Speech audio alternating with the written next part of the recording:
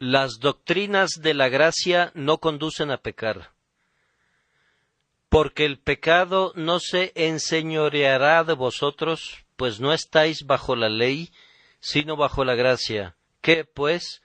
¿Pecaremos porque no estamos bajo la ley, sino bajo la gracia? En ninguna manera. Romanos 6, versículos 14 y 15. El domingo pasado por la mañana intenté demostrar que la sustancia y esencia del verdadero evangelio es la doctrina de la gracia de Dios, que de hecho, si quitaran la gracia de Dios del evangelio, le habrían suprimido la propia sangre de vida, y no quedaría en él nada digno de ser predicado, de creerse o por lo cual luchar. La gracia es el alma del evangelio. Sin ella el evangelio está muerto. La gracia es la música del evangelio. Sin ella el evangelio permanece en silencio en relación a todo consuelo. Me he esforzado en explicar también la doctrina de la gracia en términos breves, enseñando que Dios trata con los hombres pecadores sobre la base de pura misericordia. Encontrándolos culpables y condenados, les otorga perdones inmerecidos, sin tomar en cuenta para nada el carácter pasado o las buenas obras que puedan ser vistas por anticipado. Movido solamente por su piedad, Él desarrolla un plan para rescatarlos del pecado y sus consecuencias, un plan en el que la gracia es el principal atributo. Como un favor inmerecido, Él ha proporcionado, en la muerte de su amado Hijo, una expiación por medio de la cual Él puede conceder su misericordia con justicia. Él acepta a todos aquellos que ponen su confianza en esta expiación, seleccionando la fe como el camino de salvación, para que todo sea solamente por gracia. En esto, Él actúa por un motivo que se encuentra dentro de Él mismo, y no por ninguna razón encontrada en la conducta del pecador, ya sea pasada, presente o futura. Intenté demostrar que esta gracia de Dios fluye hacia el pecador desde el pasado más remoto y comienza sus operaciones cuando aún no hay nada bueno en él. Obra en él lo que es bueno y aceptable y continúa trabajando de esa manera hasta que la obra de gracia está completada y el creyente es recibido en la gloria para la que ya ha sido hecho digno de aceptación. La gracia comienza a salvar y persevera hasta que todo esté hecho, desde el principio hasta el fin, desde la A hasta la Z del alfabeto celestial, todo en la salvación es por gracia y solamente por gracia. Todo es un favor inmerecido, nada por méritos, porque por gracia sois salvos por medio de la fe, y esto no de vosotros, pues es don de Dios. Así que no depende del que quiere ni del que corre, sino de Dios que tiene misericordia. Tan pronto como esta doctrina es expuesta bajo una luz clara, los hombres comienzan a criticarla. Es el blanco al que dispara toda la lógica carnal. A las mentes no regeneradas nunca les ha gustado y nunca les gustará, porque es muy humillante para el orgullo humano y tiene en muy poca consideración la nobleza de la naturaleza humana. Que los hombres sean salvos por caridad divina, que deban recibir perdón por el ejercicio de la prerrogativa real, siendo criminales condenados, pues de lo contrario deben perecer en sus pecados, es una enseñanza que no pueden soportar. Sólo Dios es exaltado en la soberanía de su misericordia, Y si el pecador no puede hacer otra cosa que tocar el cetro de plata mansamente y aceptar el favor inmerecido tan solo porque Dios se lo quiere dar, esto no es agradable para las grandes mentes de nuestros filósofos, ni para las anchas filacterias de nuestros moralistas, y por ello se dan la vuelta y luchan contra el imperio de la gracia. El hombre no regenerado busca de inmediato la artillería con la que puede luchar contra el evangelio de la gracia de Dios, y uno de los más grandes cañones que jamás haya traído al frente es la declaración que la doctrina de la gracia de Dios conduce al libertinaje. Si grandes pecadores son salvados inmerecidamente, entonces los hombres se convertirán más fácilmente en mayores pecadores. Y si la gracia de Dios habita en el hombre cuando Dios lo regenera, entonces los hombres concluirán que pueden vivir como les dé la gana y sin embargo ser salvos. Esta es la objeción constantemente repetida que he oído hasta el cansancio, con su ruido vano y falso. Casi me avergüenzo de tener que refutar tan abominable argumento. Se atreven a afirmar que los hombres se sentirán con licencia para ser culpables por esa gracia de Dios, y no titubean en decir que si los hombres no son salvos por sus obras, entonces llegarán a la conclusión que su conducta es un asunto sin importancia y que pueden pecar para que abunde la gracia. Esta mañana quiero hablar un poco acerca de esta noción, porque en parte es un gran error y en parte es una gran mentira. En parte es un error porque tiene su origen en un entendimiento incorrecto, y en parte es una mentira porque los hombres saben que no es cierto o deberán saberlo si así lo quisieran. Comienzo aceptando que el cargo parece de alguna manera algo probable. Parece muy probable que si vamos a ir por todos lados diciendo el peor de los pecadores puede ser perdonado si cree en Jesús, porque Dios está manifestando su misericordia al más vil de los miles, entonces el pecado parecerá como algo que no tiene importancia. Si por todos lados vamos a proclamar vengan ustedes pecadores, vengan y sean bienvenidos, y reciban perdón gratuito e inmediato a través de la gracia soberana de Dios, entonces sí parece probable que algunas personas de manera vil repliquen pequemos sin medida, pues fácilmente podemos obtener perdón. Pero lo que parece ser probable no es, por consiguiente, cierto. Por el contrario, lo improbable y lo inesperado muy a menudo suceden. En cuestiones de influencia moral, nada es más engañoso que la teoría. Los caminos de la mente humana no pueden ser dibujados con un lápiz y un compás. El hombre es un ser muy singular. Aun lo que es lógico no es siempre inevitable, porque las mentes de los hombres no están gobernadas por las reglas de las escuelas. Creo que la conclusión que llevaría a los hombres a pecar porque la gracia reina no es lógica, sino precisamente lo contrario, y me atrevo a afirmar que de hecho los hombres impíos, como regla, no toman como pretexto la gracia de Dios como una excusa para su pecado. Como regla, son demasiado indiferentes para preocuparse por cualquier tipo de razones, y si ofrecen una excusa, es usualmente más débil y superficial. Puede haber unos pocos hombres de mentes perversas que hayan usado este argumento, pero no hay un registro de las extravagancias del entendimiento caído.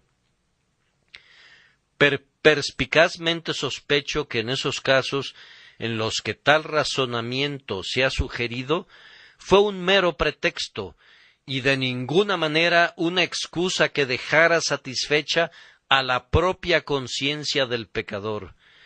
Si así se disculpan los hombres, es generalmente de una manera velada, porque la mayor parte de ellos estarían completamente avergonzados de plantear ese argumento en términos claros. Me pregunto si el mismo diablo pudiera utilizar tales razonamientos.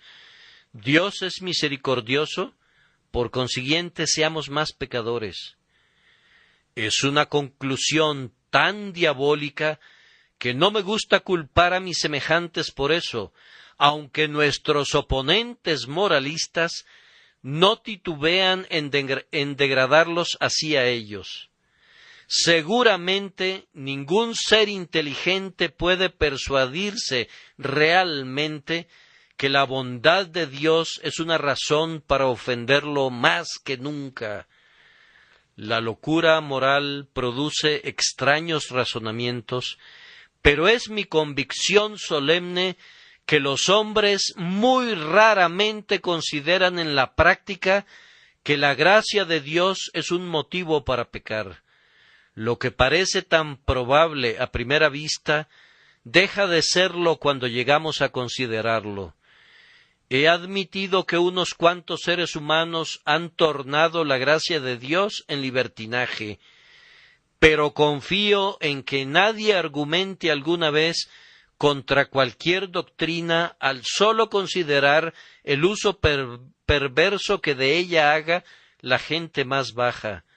¿Acaso no se puede pervertir cualquier verdad? ¿Hay alguna doctrina de la Escritura que manos sin gracia no hayan torcido, convirtiéndola en maldad? ¿No hay una casi infinita inventiva en los hombres malvados para convertir el bien en mal? Si vamos a condenar una verdad por el mal comportamiento de individuos que profesan creerla, nos encontraríamos condenando a nuestro Señor mismo por lo que hizo Judas, y nuestra santa fe moriría en las manos de apóstatas e hipócritas. Actuemos como hombres racionales. No culpamos a las sogas porque algunas criaturas locas se han ahorcado con ellas, ni pedimos que la cuchillería de Sheffield deba ser destruida porque los utensilios filosos son instrumentos de los asesinos.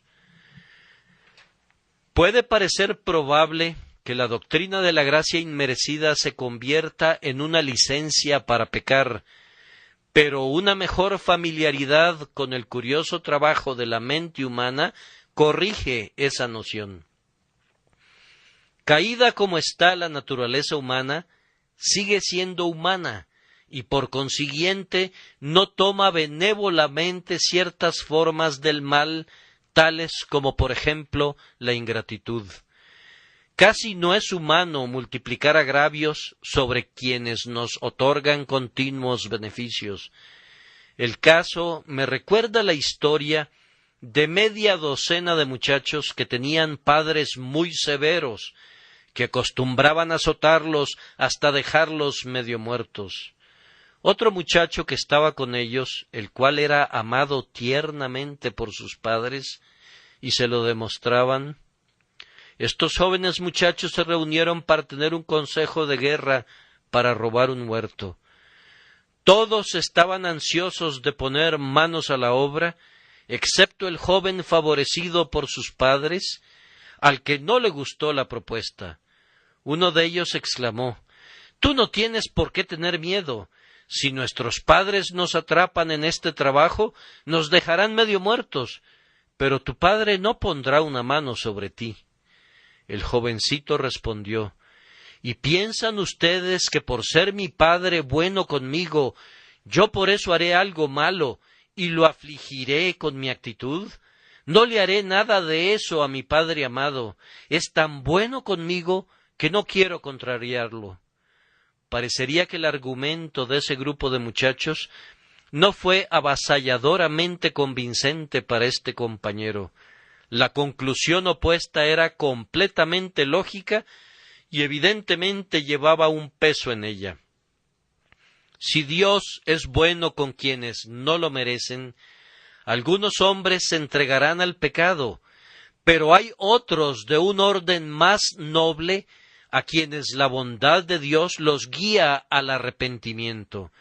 Desprecian el argumento bestial que entre más amoroso es Dios, más rebeldes podemos ser, y sienten que contra un Dios de bondad rebelarse es algo malo. Por cierto, no puedo evitar observar que he conocido personas que objetan la mala influencia de las doctrinas de la gracia, que no estaban de ninguna manera calificadas por su propia moralidad para ser jueces en esta materia. La moral debe estar en muy mala condición cuando las personas inmorales se vuelven sus guardianes. La doctrina de la justificación por la fe es frecuentemente objetada como dañina para la moral. Un periódico hace tiempo citó un verso de uno de nuestros himnos populares. Tú, fatigado, agobiado, ¿por qué te agotas así? Deja tus obras. Todo fue hecho hace mucho, mucho tiempo. Hasta que no te aferres con simple fe al trabajo de Jesús, las obras son fatales, las obras terminan en la muerte. Esto lo consideraron como un ejemplo de enseñanza dañina. Cuando leí el artículo, sentí un profundo interés en este corrector de Lutero y de Pablo, y me pregunté ¿cuánto habría bebido para elevar su mente a tal altura del conocimiento teológico? He encontrado hombres alegando contra las doctrinas de la gracia bajo la base que no promueven la moralidad y a los cuales con justicia podría haberles replicado ¿qué tiene la moralidad que hacer contigo o tú con ella? Estos porfiados rigoristas de las buenas obras a menudo no son quienes las hacen. Que los legalistas miren sus propias manos y lenguas y dejen que el Evangelio de la gracia y sus defensores respondan por ellos mismos. Mirando atrás en la historia, veo en sus páginas una refutación a la calumnia tan a menudo repetida. ¿Quién se atreve a sugerir que los hombres que creyeron en la gracia de Dios fueron más pecadores que otros pecadores? Con todas sus fallas, aquellos que les arrojan piedras serán muy pocos si primero prueban que fueron superiores en carácter. ¿Cuándo han sido ellos promotores del vicio o defensores de la injusticia? Vayamos al punto de la historia inglesa cuando esta doctrina era muy poderosa. ¿Quiénes eran los hombres que sostenían esta doctrina más firmemente? Hombres como Owen, Charnock, Manton, Howe, y no dudo en agregar a Oliver Cromwell. ¿Qué clase de hombres eran estos? ¿Compartían los caprichos del desenfreno de una corte? ¿Inventaron un libro de diversiones para divertirse en el día del Señor? ¿Frecuentaban las tabernas y lugares de fiesta? Cualquier historiador les dirá que la falta más grande de estos hombres a los ojos de sus enemigos fue que eran demasiado correctos para la generación en la que vivían, y por eso les llamaron puritanos, y los condenaron porque sostenían una teología sombría. Señores, si había iniquidad en la tierra en esos días, se encontraba en el partido teológico que predicaba la salvación por obras. Esos caballeros con rizos al estilo de las damas y muy perfumados, cuyos discursos tenían un sabor profano, eran los abogados de la salvación por obras, y todos enlodados y salpicados por la lujuria abogaban por el mérito humano. Sin embargo, los hombres que creían en la gracia solamente eran de otro estilo. ¿No estaban en las cámaras del alboroto y el libertinaje? ¿En dónde estaban? Se les podía encontrar de rodillas, clamando a Dios, pidiendo ayuda en la tentación, y en los tiempos de persecución se podían encontrar en la prisión, sufriendo con alegría la pérdida de todas sus cosas por causa de la verdad. Los puritanos eran los hombres más piadosos sobre la faz de la tierra. Son tan inconsistentes los hombres que les ponen un apodo por su pureza y sin embargo dicen que sus doctrinas conducen al pecado. Y no es un ejemplo solitario el del puritanismo. Toda la historia confirma la regla, y cuando se dice que estas doctrinas promueven el pecado, yo apelo a los hechos y dejo que el oráculo responda como pueda. Si alguna vez queremos ver a una Inglaterra piadosa y pura, debemos tener una Inglaterra evangelizada. Si vamos a sofocar la embriaguez y el mal social, debe ser por la proclamación de la gracia de Dios. Los hombres deben ser perdonados por gracia, renovados por gracia, transformados por gracia, santificados por gracia, preservados por gracia. Y cuando eso llegue a suceder, será el amanecer de la edad de oro. Pero mientras se les enseñe simplemente su deber y se les deje para que lo cumplan por ellos mismos con su propia fuerza, es un trabajo en vano. Puedes darle de latigazos a un caballo muerto por mucho tiempo sin que se mueva. Necesitarías infundirle vida, pues de lo contrario todos tus latigazos serán en vano. Enseñar a caminar a hombres que no tienen pies es una pobre tarea, y lo mismo es instruir en la moral antes que la gracia le dé al corazón el amor a la santidad. Sólo el Evangelio les proporciona a los hombres motivo y poder, y por consiguiente es al Evangelio al que debemos mirar como el verdadero reformador del hombre.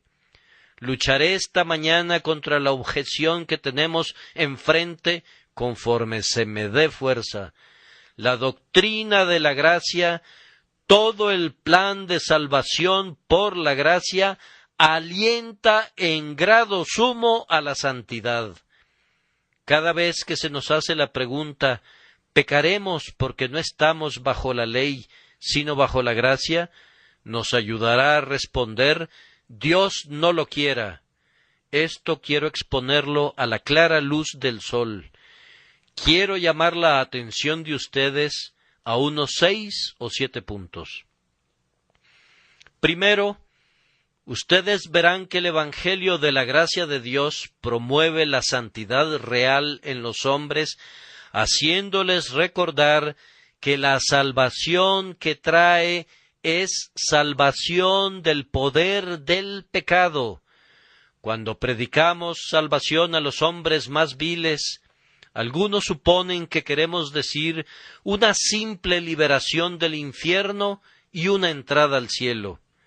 Incluye todo eso y trae como resultado eso, pero eso no es lo que queremos decir.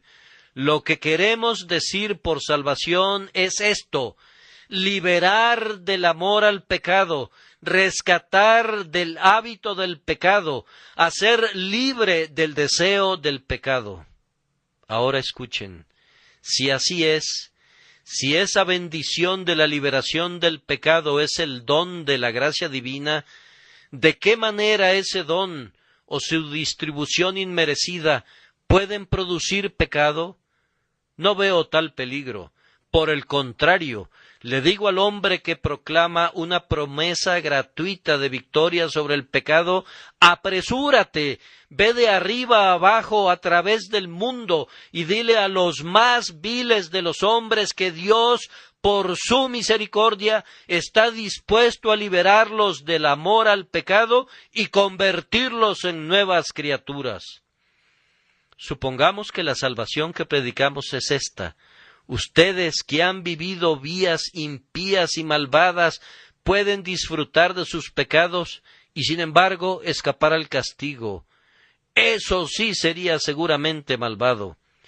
Pero si les predicamos: ustedes que viven las vidas más impías y malvadas pueden todavía, creyendo en el Señor Jesús, ser habilitados para cambiar esas vidas de manera que vivan para Dios en lugar de servir al pecado y Satanás, ¿qué daño puede venir según la moralidad más ejemplar? Oh, yo digo que divulguen tal evangelio y que circule por todo nuestro vasto imperio y que todos los hombres lo oigan, ya sea que gobiernen en la casa de los lores o que sufran en casa de servidumbre. Digan en todos lados que Dios, gratuitamente y por misericordia infinita, está dispuesto a regenerarlos y hacer de ellos nuevas criaturas en Cristo Jesús. ¿Pueden venir malas consecuencias de la más gratuita proclamación de esa noticia? Los peores hombres son a quienes veríamos abrazar esta verdad con mayor gozo, porque ellos son los que más la necesitan. Yo les digo a cada uno de ustedes, quienquiera que sea, cualquiera que sea su condición pasada, Dios te puede renovar de acuerdo al poder de su gracia.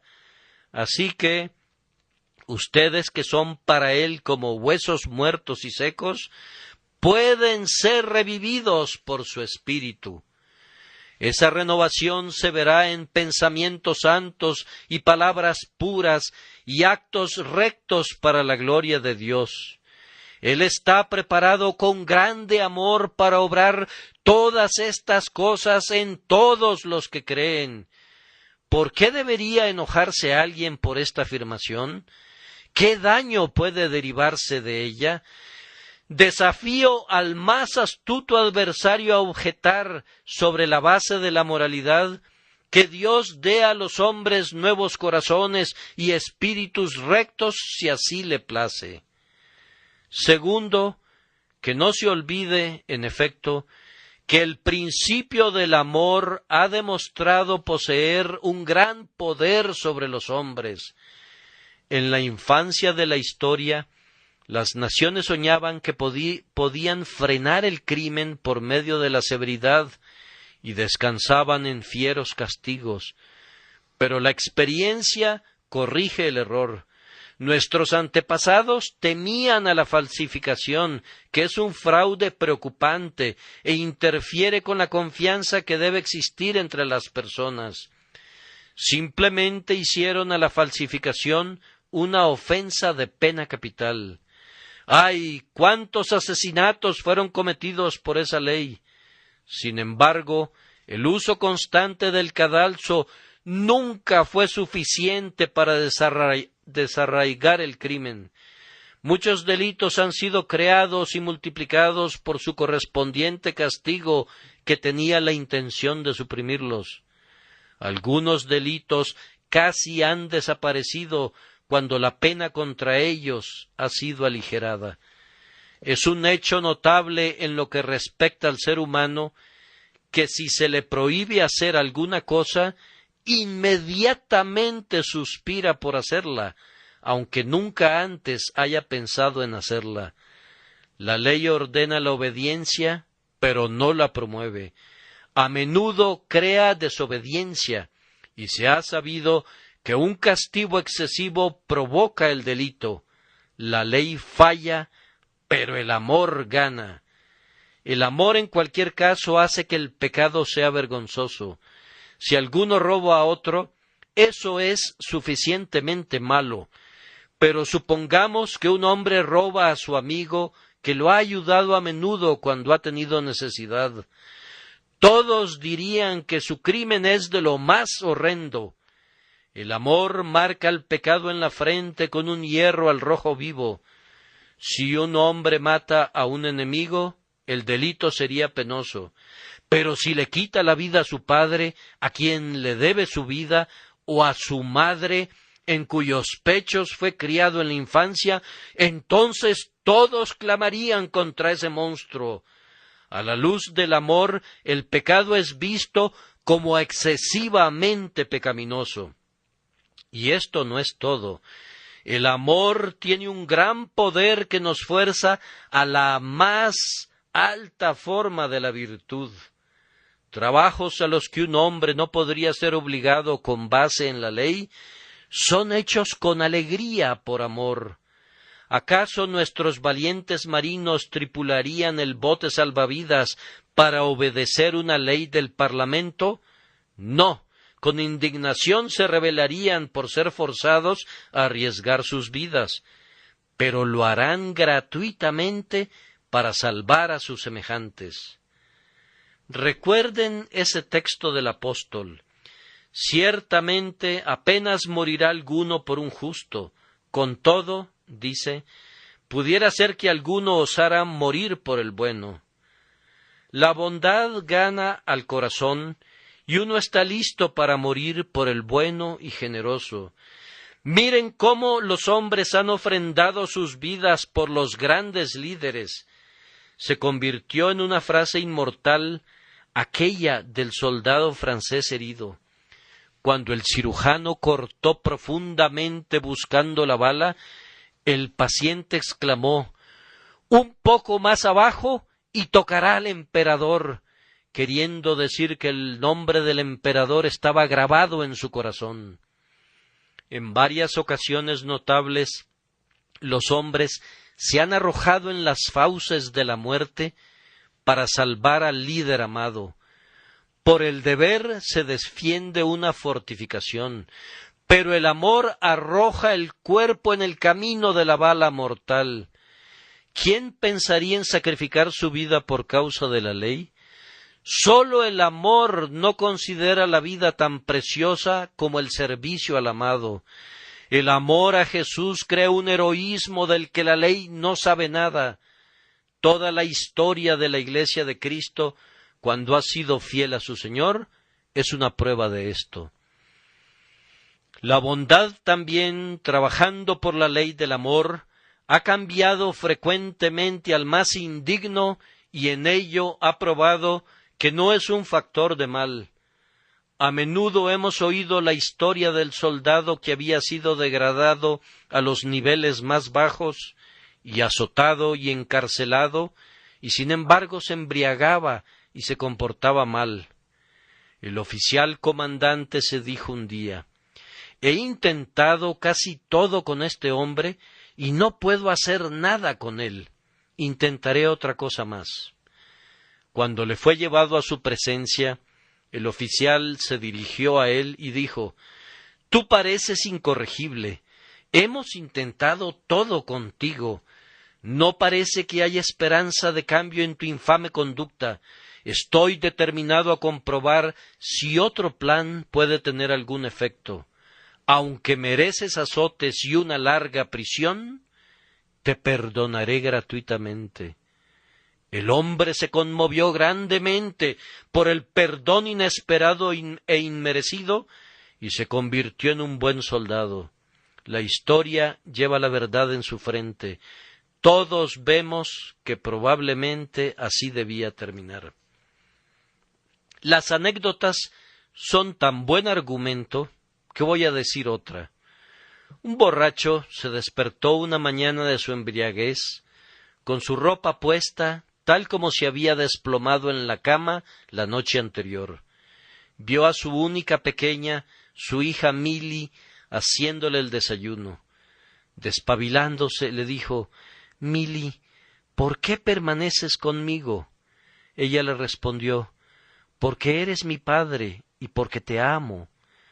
Él se miró y vio qué criatura tan torpe, harapienta e inútil era él, y le dijo: Mili, ¿realmente me amas?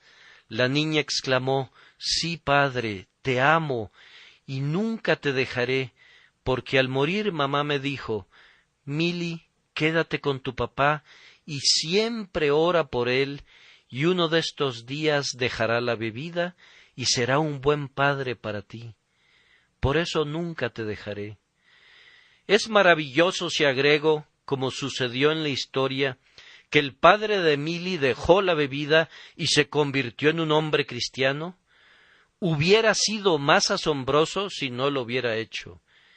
Mili estaba confiando en la gracia inmerecida, ¿o no? De acuerdo a nuestros moralistas, ella debió haber dicho: Padre, eres un horrible hombre miserable, ya he permanecido contigo lo suficiente, ahora debo dejarte, pues si no, estaré alentando a otros padres a emborracharse. Bajo ese tratamiento tan adecuado, me temo que el padre de Mili hubiera continuado su borrachera hasta su total perdición. Pero el poder del amor hizo de él un hombre mejor. ¿No prueban estos ejemplos que el amor inmerecido tiene una gran influencia para bien? Oigan otra historia. En los tiempos antiguos de persecución, vivía en Cheapside un hombre que temía a Dios y asistía a las reuniones clandestinas de los santos. Y cerca de él vivía un pobre zapatero remendón cuyas necesidades eran a menudo aliviadas por el comerciante. Sin embargo, ese pobre hombre era un ser de lo más insensato e ingratamente, por la esperanza de una recompensa, dio información contra ese amigo bondadoso por causa de su religión. Esta acusación hubiera llevado al comerciante a la muerte en la hoguera si no hubiera hallado el medio de escaparse. Al regresar a su casa, el hombre ofendido no cambió su comportamiento generoso con el malvado zapatero, sino que, por el contrario, fue más liberal que nunca. El zapatero estaba, sin embargo, con ánimo amargado y evitaba al buen hombre hasta donde podía y huía de él si se acercaba. Un día se vio obligado a enfrentarlo cara a cara, y el hombre cristiano le preguntó delicadamente: ¿Por qué me evitas? No soy tu enemigo, sé todo lo que hiciste para dañarme, pero nunca he tenido un pensamiento de enojo contra ti. Te he ayudado y deseo hacerlo mientras viva. Seamos, pues, amigos. ¿Se maravillan porque se dieron la mano? ¿Se asombrarían si les digo que poco tiempo después ese pobre hombre asistía a las perseguidas reuniones de los Lollardos de esa época? Todas estas anécdotas descansan sobre el hecho cierto que la gracia tiene un extraño poder de someter y conduce al ser humano al bien, atrayéndolo con cuerdas de amor y lazos de hombre. El Señor sabe que aun siendo tan malos como son los hombres, la llave de sus corazones cuelga del clavo del amor. Sabe que su bondad todopoderosa, aunque a menudo es contrariada, triunfará al final. Creo que mi punto está probado. Para mí sí lo está. Debemos seguir adelante. No hay temor que la doctrina de la gracia de Dios vaya a conducir a los hombres al pecado, porque sus operaciones están conectadas con una revelación especial de la maldad del pecado. La iniquidad se vuelve excesivamente amarga antes de ser perdonada o cuando es perdonada. Cuando Dios comienza a tratar con un hombre con miras a borrar sus pecados y convertirlo en su hijo, usualmente lo conduce a ver sus malos caminos en toda su atrocidad. Lo hace mirar al pecado fijamente hasta que grita con David: «Mi pecado está siempre delante de mí». En mi propio caso, cuando estaba bajo la convicción de pecado, ningún objeto alentador se ponía al alcance de mi vista mental. Mi alma veía solo oscuridad y una horrible tempestad. Parecía como si una horrible mancha estuviera pintada en cada uno de mis ojos. La culpa, como un severo oficial, corría las cortinas de mi cama, de manera que no descansaba, sino que en mi sopor anticipaba la ira venidera. Sentía que había ofendido a Dios y que esto era la cosa más abominable que un ser humano puede hacer. No iba de acuerdo con mi Creador, no iba de acuerdo con el universo. Me había condenado yo mismo para siempre y me preguntaba por qué no sentía de inmediato el roer del gusano que no muere. Aún en este momento la vista del pecado causa en mi corazón las emociones más terribles. Cualquier hombre o mujer que haya pasado por esa experiencia o por alguna parecida, de ahí en adelante sentirá un profundo horror por el pecado. Un niño que ha sufrido quemaduras le teme al fuego. No, dice el pecador a su tentador, alguna vez me engañaste y me lastimé tanto por ello que no seré engañado otra vez. He sido liberado como un carbón que escapa del fuego y no puedo regresar al fuego. Por las operaciones de la gracia nos hemos cansado del pecado, lo odiamos tanto a él como a sus placeres imaginarios. Quisiéramos exterminarlo totalmente del suelo de nuestra naturaleza. Es una cosa maldita, tal como Amalec lo fue para Israel. Si tú, mi amigo, no detestas toda cosa inmoral, me temo que todavía estás en hiel de amargura. Pues uno de los frutos seguros del Espíritu es el amor a la santidad y un repudio a todo camino falso. Una profunda experiencia interna le prohíbe pecar al Hijo de Dios. Ha conocido dentro de sí mismo su juicio y su condenación, y de ahí en adelante es una cosa aborrecible para él. Existe una enemistad tanto fiera como interminable entre la semilla elegida y la simiente de maldad de la serpiente del mal. Por tanto, el temor que se abuse de la gracia es infundado.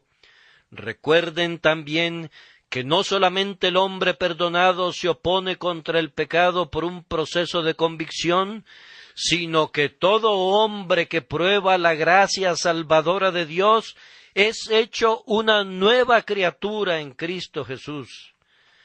Ahora pues, si la doctrina de la gracia en manos de un hombre ordinario podría ser peligrosa, deja de serlo en las manos de uno que esté regenerado por el Espíritu y renovado en la imagen de Dios.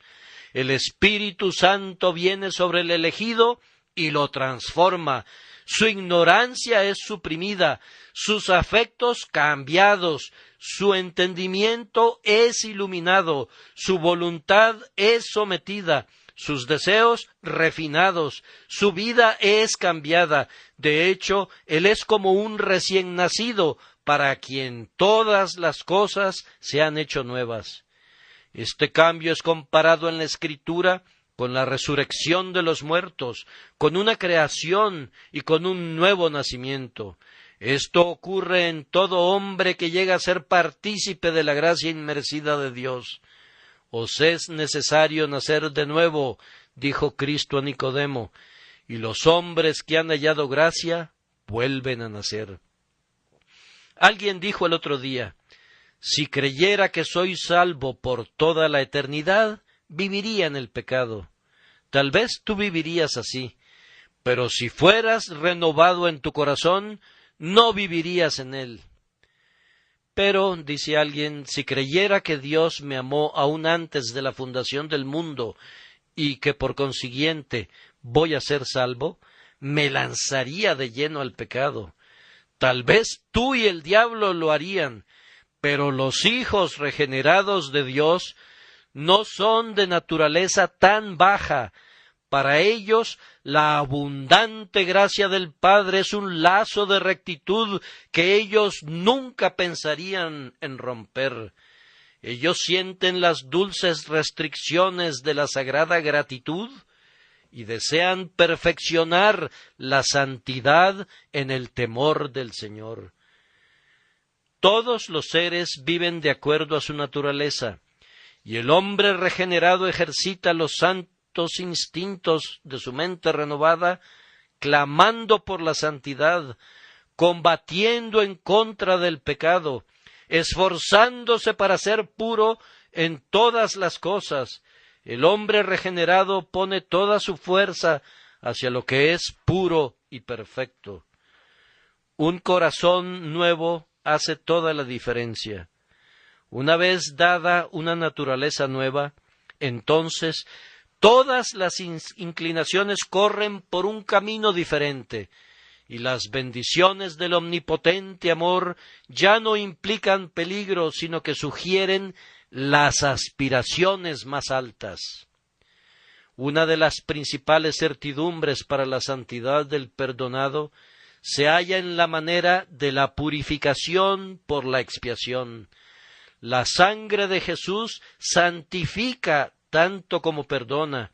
El pecador aprende que su perdón gratuito le costó la vida a su mejor amigo, que para su salvación el mismo Hijo de Dios agonizó hasta el sudor sangriento y murió abandonado por su Padre. Esto ocasiona un sagrado lamento por el pecado conforme mira al Señor a quien traspasó. El amor a Jesús arde dentro del pecho del pecador perdonado, porque el Señor es su Redentor, y por ello siente una ardiente indignación contra ese mal asesino que es el pecado. Para él, cualquier tipo de pecado es detestable, pues está manchado con la sangre del corazón del Salvador. Cuando el pecador penitente escucha el grito de Eloi, Eloi, lama sabactani, se horroriza al pensar que alguien tan puro y bueno sea abandonado por el cielo a causa del pecado que tuvo que soportar en lugar de su pueblo.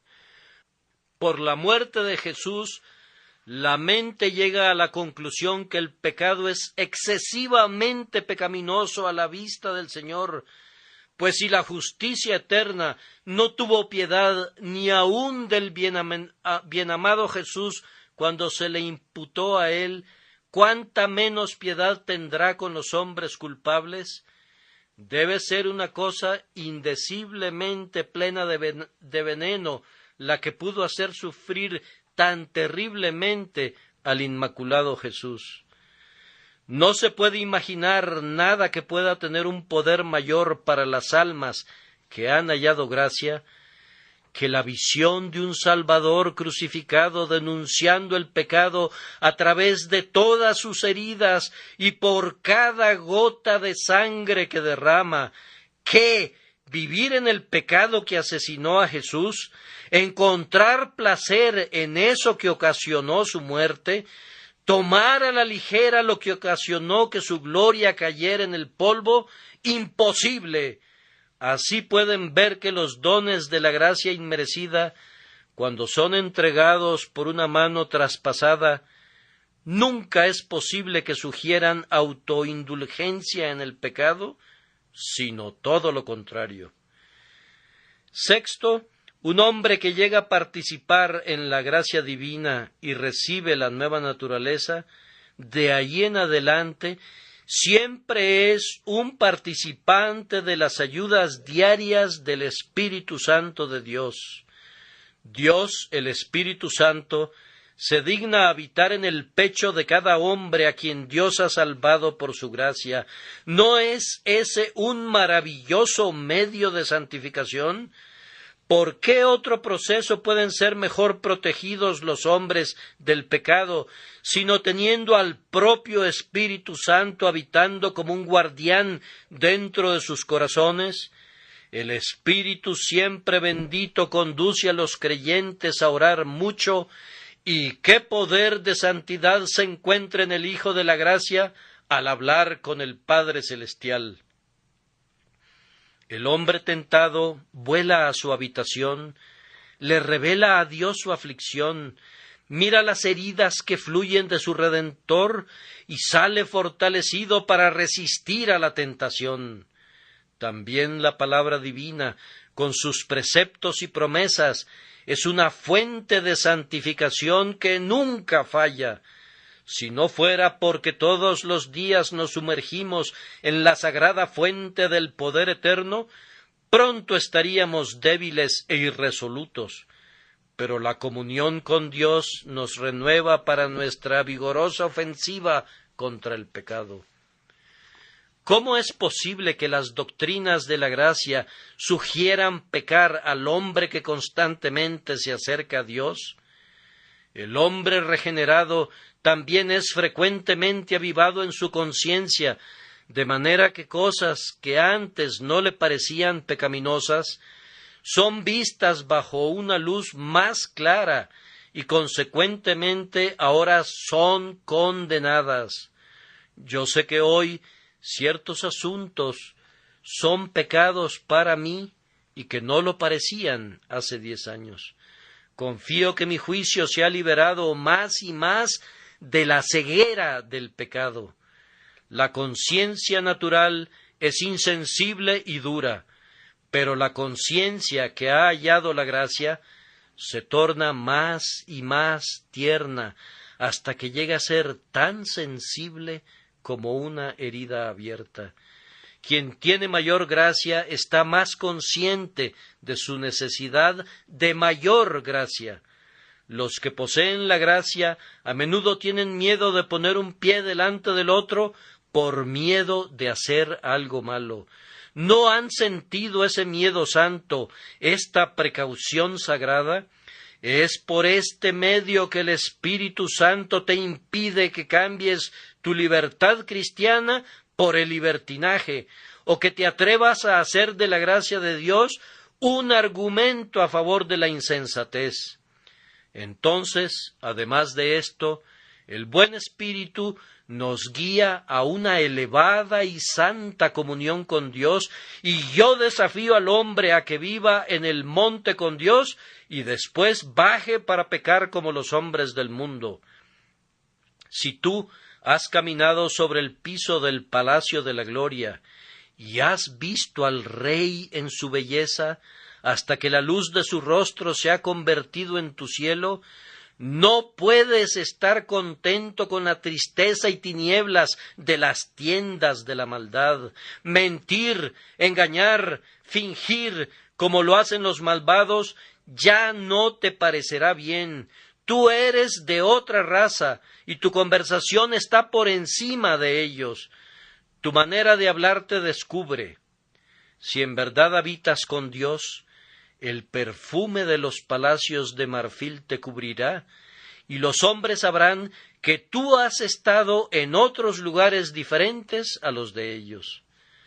Si el Hijo de Dios se desvía del camino en cualquier grado, pierde en algún grado la dulzura de su comunión, y sólo si camina cuidadosamente con Dios, disfruta de una comunión plena. Así que este ascenso o descenso en la comunión se convierte en una especie de disciplina paternal en la casa del Señor. No tenemos una corte con un juez, pero tenemos un hogar con su paternidad, con su sonrisa y con su vara. No nos falta orden en la familia del amor, porque nuestro Padre nos trata como sus hijos. Así, de 1000 maneras, todo el peligro por nuestras conjeturas acerca de la gracia es removido eficazmente. La entera elevación del hombre que es hecho participante de la gracia de Dios es también una salvaguarda especial contra el pecado. Me atrevo a decir, aunque pueda ser controvertible, que el hombre que cree en las doctrinas gloriosas de la gracia es usualmente un hombre de mucho mayor estilo que la persona que no tiene opinión de ese asunto.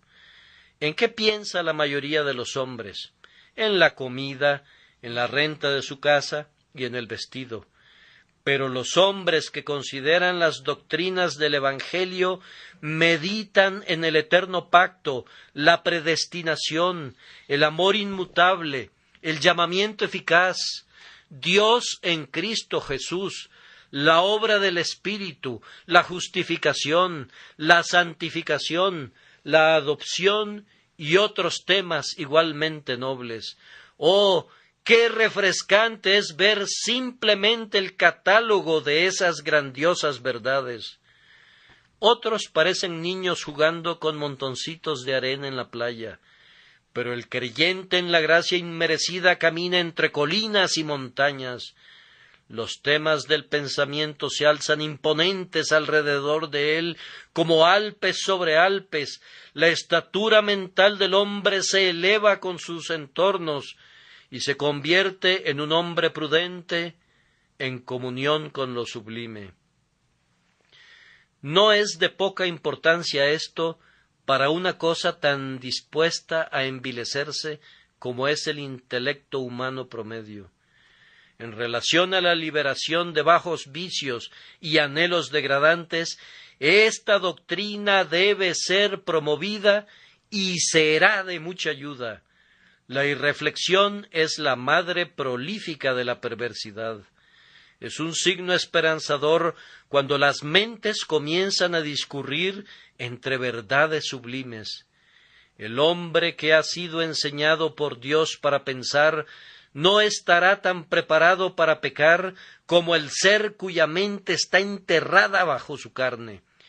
El hombre ha obtenido ahora una visión muy diferente de la que lo condujo a derrochar su tiempo con la idea que no había nada mejor para él que divertirse mientras podía. Él dice: «Yo soy uno de los elegidos de Dios, ordenado para ser su hijo, su heredero, heredero conjuntamente con Jesucristo. He sido apartado para ser un rey y un sacerdote para Dios, y como tal no puedo ser impío ni vivir para los objetos comunes de la vida. Él mismo se eleva en el objeto que lo ocupa. De ahora en adelante no puede vivir para sí mismo, porque ya no se pertenece, fue comprado con un precio. Él habita en la presencia de Dios, y la vida para él es real, de entrega, sublime.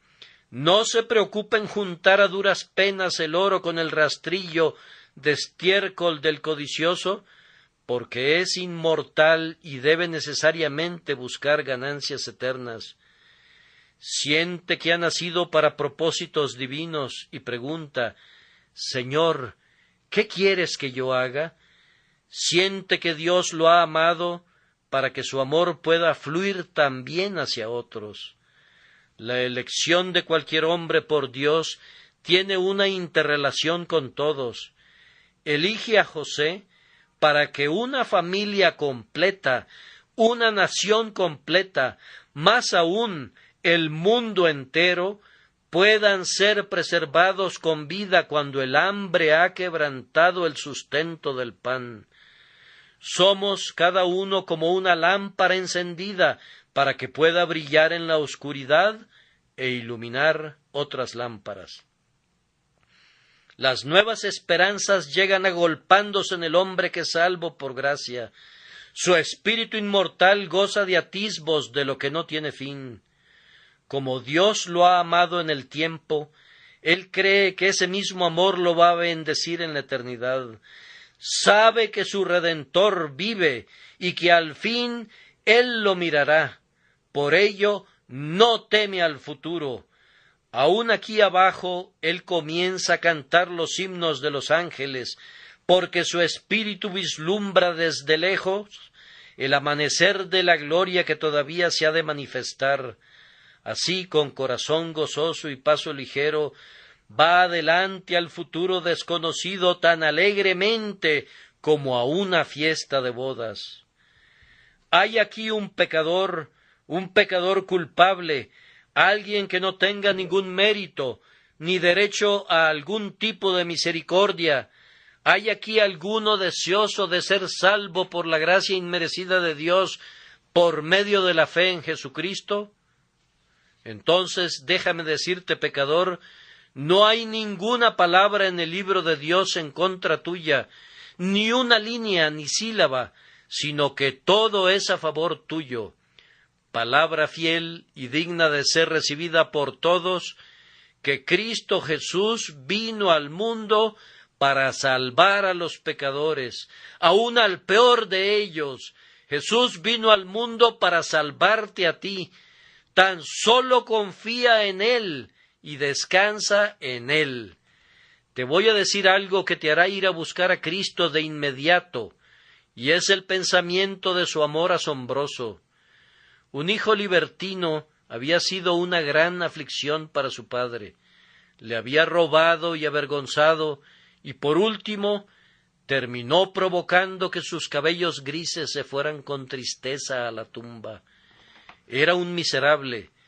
Nadie pudiera ser más desvergonzado. Sin embargo, asistió al funeral de su padre y permaneció para oír la lectura del testamento. Tal vez era la principal razón para estar allí. Se había hecho completamente a la idea que su padre no le iba a dejar un centavo, y había resuelto que haría pasar ratos muy desagradables al resto de la familia. Para su gran asombro, en la lectura del testamento se leyó algo así: en cuanto a mi hijo Ricardo, aunque ha derrochado terriblemente mi riqueza, y aunque a menudo me ha afligido mi corazón, quiero que sepa que aún lo considero mi hijo querido, y por consiguiente, como muestra de mi imperecedero amor, le dejo a él la misma proporción que al resto de sus hermanos. Salió de la habitación, no podía soportar más, el sorprendente amor de su padre lo había dominado. Fue a ver al albacea la mañana siguiente y le dijo: «Seguramente usted no leyó correctamente». «Sí, lo leí bien, aquí está». Entonces dijo: «Me siento listo para maldecirme por haber afligido a mi anciano padre amado. ¡Oh, que lo pudiera recuperar otra vez!». El amor nació en ese corazón ruin por una muestra inesperada de amor. ¿Acaso no puede ser tu caso similar? Nuestro Señor Jesucristo está muerto, pero ha dejado en su testamento que los primeros entre los pecadores son objeto de su misericordia más especial. Mientras agonizaba, él oró: «Padre, perdónalos». Resucitado, intercede por los transgresores. Los pecadores están siempre en su mente. La salvación de ellos es su gran propósito. Su sangre es para ellos, su corazón para ellos, su justicia para ellos, su cielo para ellos. Vengan, oh ustedes culpables, y tomen su porción. Confíen en Jesús con sus almas, y Él los salvará. Dios los bendiga. Amén.